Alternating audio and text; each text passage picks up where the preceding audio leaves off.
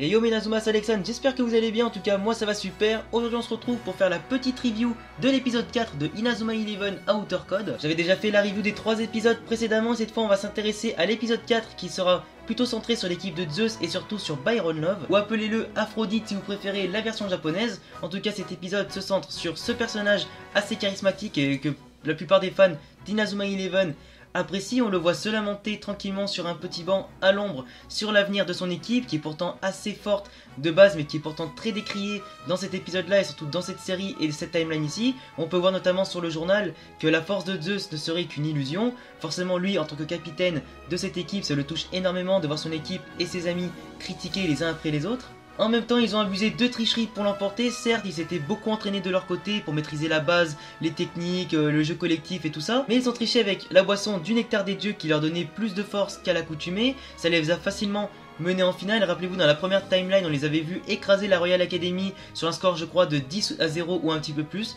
Et cette fois, ils ont perdu après face à Raymond en finale. Et c'est peut-être pour ça, à mon avis, qu'ils ont été critiqués une fois de plus, et c'est ainsi du coup que Byron se lamente sur son banc. Après c'est vrai que le problème c'est que je pense que aussi tu peux le trouver triste dans cet épisode là, tu peux également dire que c'est du foutage de gueule de sa part de se plaindre d'avoir commis une grosse erreur et surtout d'avoir triché tout au long, parce que tant qu'il gagnait ça l'arrangeait, mais maintenant qu'il a perdu et que tout le monde décrit un peu cette force et tout le monde le critique, c'est là qu'il se met un petit peu à chialer. Je trouve ça un petit peu gros et un petit peu du foutage de gueule. C'est à ce moment là qu'une vieille dame, qui n'est pas sa grand-mère je précise, mais qui est vraiment une dame à part qui est apparue comme ça d'un claquement de doigts, vient lui parler et essayer un petit peu de lui remonter le moral. Il se confie tranquillement, déballe son sac, dévoile toutes les erreurs qu'il a pu commettre avec son équipe et surtout ce nectar des dieux, etc. La force supplémentaire qu'il a utilisée pour remporter les matchs.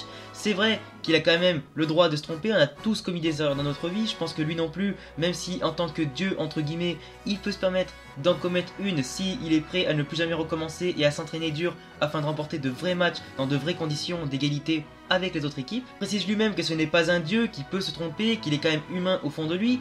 La femme lui dit quand même que tout le monde peut être dieu en quelque sorte si tu penses à tout le monde, si tu aimes tout le monde, si tu arrives à les guider, à les encourager en tant que capitaine qu'il est. C'est vrai qu'il peut être représenté comme le dieu de son équipe, c'est lui quand même qui les dirige, qui arrive à gérer tout de même les efforts de ses coéquipiers, à gérer les tactiques, à gérer les matchs, etc. C'est lui le meneur d'hommes qui fait en sorte que cette équipe de Zeus puisse exister, et surtout par son charisme et par sa puissance. Après j'ai vraiment beaucoup apprécié la phrase qu'elle lui a dit: maintenant tu vas pouvoir devenir le dieu des entraînements.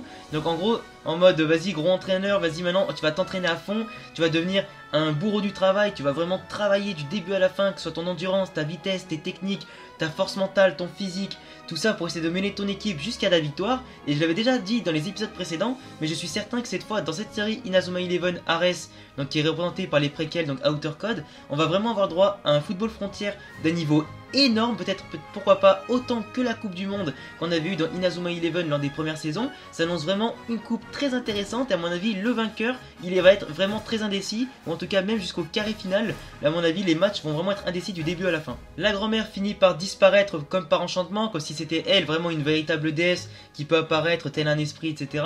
Et ensuite on a Byron Love qui reçoit un appel de ses coéquipiers pour organiser le prochain entraînement et aller se préparer pour les premiers matchs du football frontière comme ils sont censés le faire dans la justice et l'égalité. Et l'épisode se conclut donc sur Kira Hiroto qui est en train de s'entraîner et se prendre littéralement pour un dieu, le dieu entre guillemets des mortels, avec son maillot de l'équipe Alien, donc l'équipe de Xavier et des autres entre guillemets anciens extraterrestres de l'Académie Alus. Cette équipe là aussi va vraiment représenter un gros adversaire, surtout un gros poisson à affronter vu les individualités qu'il y a dans cette équipe. Celui-là a l'air vraiment extraordinaire aussi, j'attends de voir vraiment ses techniques et voir qu'est-ce qu'il vaut sur le terrain. Et voilà mon gars, c'était tout pour cette vidéo, j'espère que t'as kiffé cette petite review d'Inazuma Eleven Outer Code 4. J'espère qu'on se retrouve à bientôt pour l'épisode 5. D'après mes prédictions, je pense que le prochain épisode sera soit centré sur Axel Blaze et le collège Kirkwood, soit pourquoi pas sur Mark Evans. Peut-être, à moins que Mark Evans apparaîtra plus tôt vers la fin, on verra, mais je pense vraiment que le prochain sera sur Axel et Kirkwood. On verra ça plus tard. En tout cas, si t'as kiffé Inazuma et cet épisode et cette review, je te laisse me dire ça en commentaire. Mets-moi un gros pouce bleu, ça me fera super plaisir. Abonne-toi à ma chaîne. Écoute, tu peux me rejoindre également sur Twitter, Facebook et mon Discord. J'ai mes liens dans la description. Et on se retrouve à bientôt pour une prochaine vidéo. Ciao les Inazuma.